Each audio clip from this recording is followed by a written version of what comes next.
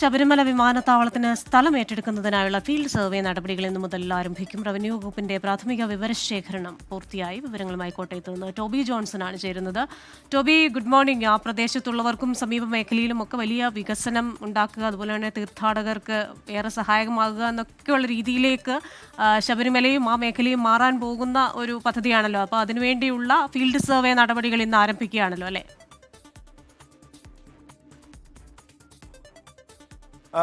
തീർച്ചയായിട്ടും ക്രിസ്റ്റീന, വലിയ പ്രതീക്ഷയാണ് ഉള്ളത്. കാരണം പ്രധാനപ്പെട്ട ഒരു വിമാനത്താവളം സംസ്ഥാനം ഏറെ ഉറ്റുനോക്കുന്ന ഒരു പദ്ധതിയാണ്. ആ പദ്ധതിയിലേക്ക് ഒരു ചുവട് കൂടി കാലെടുത്ത് വെക്കുകയാണ്.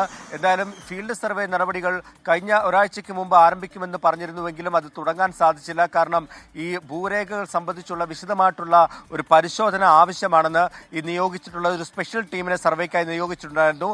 അത് സ്പെഷ്യൽ തഹസിൽദാർ അടക്കമുള്ളവരുണ്ട്. അവർ അപ്പോൾ ആദ്യമേ ഈ ഡിജിറ്റൽ സർവേ പൂർത്തിയാക്കണം, ഒപ്പം തന്നെ ഈ ഭൂരേഖകൾ പരിശോധിക്കണം. അപ്പോൾ ഈ നടപടികളെല്ലാം പൂർത്തിയാക്കിയതിന് ശേഷം മാത്രമേ ഈ നടപടിയിലേക്ക് കടക്കൂ എന്ന് അറിയിച്ചിരുന്നു. അപ്പോൾ അത് പൂർത്തിയാക്കിയതോടുകൂടിയാണ് ഇപ്പോൾ ഈ ഫീൽഡ് സർവേ തുടങ്ങിയിരിക്കുന്നത്. എന്തായാലും മണിമല വില്ലേജിലാണ് ആദ്യം സർവേ നടത്തുന്നത്.